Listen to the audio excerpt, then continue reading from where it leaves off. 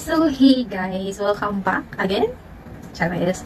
I-announce lang ako sa inyo. And syempre, bago ang lahat, gusto ko lang magpasalamat sa lahat ng mga sumuporta sa amin lately, sa lahat ng mga prayers ninyo. And syempre sa mga sa mga warriors. Thank you ng marami kasi nga kung walang prayers ninyo, siguro wala tayo ngayon dito. Hindi babalik si Sleepers for You Batch 4. So, hindi mangyayari to kung hindi dahil sa inyo. Again, salamat sa lahat ng mga sumuporta, sa mga prayers ninyo. Silent man yan, alam ko kung sino kayo. So, and alam nyo rin kung sino kayo. So, hindi ko na iisa-isahin. So, again, si Sleepers for You Batch 4 ay magbabalik na this October.